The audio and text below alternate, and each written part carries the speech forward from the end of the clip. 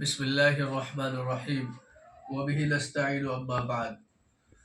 آج اس بات کی طرف توجہ دلانا مقصود ہے کہ اذان کا جو جواب دیا جاتا ہے عام طور پر کچھ جواب میں غلطیاں کر بیٹھتے ہیں لوگ،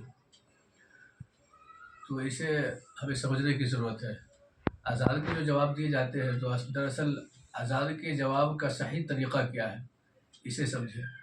تو اذان کے جتنے بھی الفاظ ہیں صرف حی علی الصلاۃ، حی علی الفلاح اور فجر کی اذان میں الصلاۃ خیر من النوم، اس کے علاوہ تمام جو الفاظ ہیں تمام کو بعین ہی لوٹایا جائے گا۔ تو مثلا پہلا لفظ اللہ اکبر، اس کو بعین ہی لوٹایا جائے گا۔ اشہد ان لا الہ الا اللہ، اس کو بھی بعین ہی لوٹایا جائے گا۔ اور اسی طریقے سے اشہد ان محمد رسول اللہ، اس کو بھی بعین ہی لوٹایا جائے گا۔ لیکن یہاں پر عام طور پر لوگ غلطی کیا کرتے ہیں؟ لوگ غلطی یہ کرتے ہیں کہ اشہد ان محمد رسول اللہ کے جواب میں صلی اللہ علیہ وسلم کہہ دیتے ہیں، جو جواب نہیں ہوتا ہے۔ اس لیے کہ حدیث کے جو الفاظ ہیں کہ جب مؤذن کہے اشہد ان محمد رسول اللہ تو سننے والا بھی اس کے جواب میں بعینی اسی الفاظ کو دہرائے، لوٹائے، اشہد ان محمد رسول اللہ۔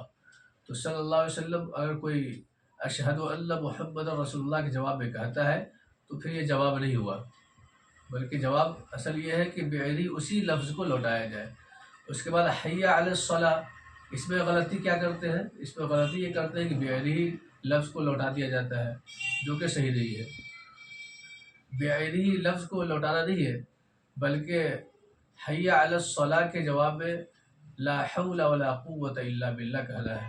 اسی طریقے سے حی علی الفلاح کے جواب میں صرف اسی الفاظ کو لوٹانا نہیں ہے، بلکہ حی علی الفلاح کے جواب میں بھی لا حول ولا قوت الا باللہ کہنا ہے۔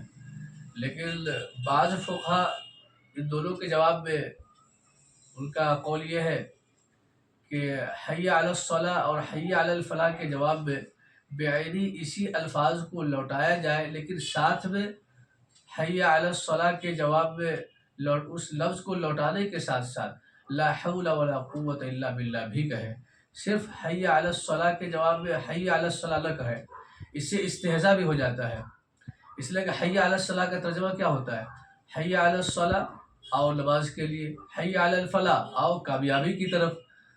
تو اگر کوئی انسان حی علی الصلاۃ کے جواب میں حی علی الصلاۃ کہتا ہے تو اس کا مطلب یہ ہے کہ مؤذن آپ کو پکار رہا ہے کہ اور دعوت دے رہا ہے کہ آئیے نماز کی طرف، آپ بھی کہیں آئیے نماز کی طرف۔ تو یہاں پہ ایک مذاق اڑانا لازم آ جائے گا، استہزاء لازم آ جائے گا۔ اسی طریقے سے حی علی الفلاح کے جواب میں اگر کوئی حی علی الفلاح کہتا ہے تو اس کا ترجمہ یہ ہے کہ مؤذن آپ کو کہتا ہے کہ آؤ کامیابی کی طرف، تو آپ پھر مؤذن کو جواب میں یہ کہتے ہیں کہ آؤ کامیابی کی طرف، تو ایک مذاق والی بات ہو جاتی ہے اور یہ استہزاء ہو جاتا ہے۔ لہٰذا حی علی الصلاۃ اور حی علی الفلاح کے جواب میں حی علی الصلاۃ اور حی علی الفلاح بعینی نہ لوٹایا جائے، بلکہ لا حول ولا قوت الا باللہ کہا جائے۔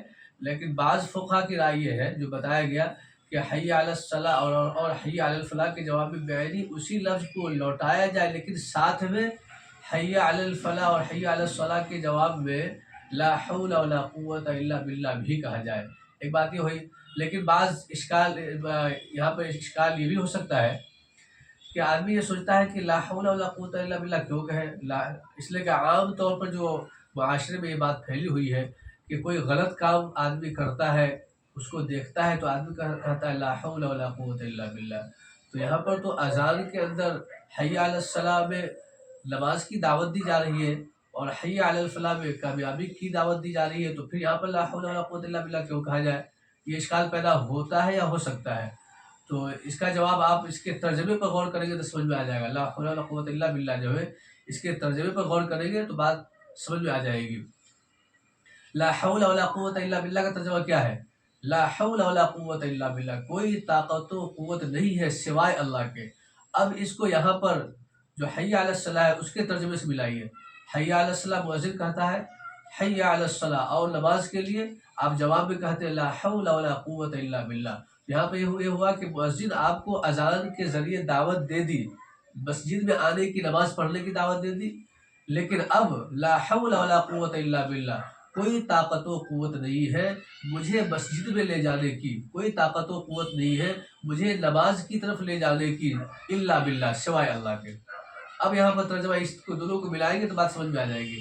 اسی طریقے سے حی علی الفلاح کے اندر بھی یہ ہو جاتا ہے، تو حی علی الصلاح اور حی علی الفلاح کے جواب میں لا حول ولا قوت الا باللہ کہا جائے۔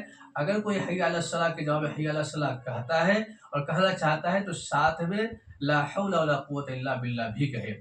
اسی طریقے سے فجر کی اذان میں الصلاۃ خیر من النوم جو ہے اس کو بھی بے لوٹا دیا جاتا ہے۔ اس کا ترجمہ کیا ہوتا ہے کہ الصلاۃ خیر من النوم، کہ نماز سونے سے بہتر ہے۔ آدمی اس وقت سوتا ہے، سونے کا وقت ہوتا ہے تو سوتا رہتا ہے، تو مؤذن یہ پکار کر کہتا ہے کہ تم جو سو رہے ہو تو اس لیے سونے سے بہتر نماز ہے، الصلاۃ خیر من النوم۔ تو آپ بے اسی لفظ کو لوٹا دیتے ہیں، تو اس کا مطلب یہ ہے کہ آپ بھی کہہ رہے ہیں کہ نماز سونے سے بہتر ہے۔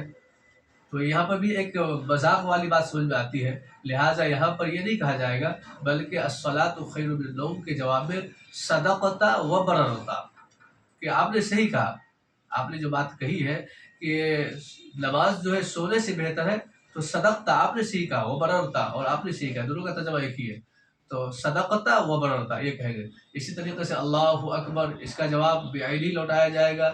اسی طریقے سے آخر والا جو لفظ ہے لا الہ الا اللہ، اس کو بھی بعین ہی لوٹایا جائے گا۔ اب اذان مکمل ہو گیا، مکمل ہونے کے بعد درود شریف پڑھنا ہے، درود شریف پڑھنے کے بعد پھر جو اذان کی بعد کی دعا ہے اللہم رب ہذہ، جو پوری آخر تک کی جو دعا ہے یہ پوری دعا پڑھ لی ہے۔ یہ اصل اذان کے جواب دینے کا صحیح طریقہ ہے، لیکن عام طور پہ جو غلطیاں ہوتی ہیں، جو غلطی کی نشاندہی کر دی گئی ہے، لہٰذا ہم تمام کو اس طرف توجہ کی ضرورت ہے تاکہ ہماری اور آپ کی اصلاح ہو سکے۔ اللہ تعالیٰ عمل کی توفیق عطا فرمائے، آمین یا رب العالمین، وآخر دعوانا الحمد للہ رب العالمین۔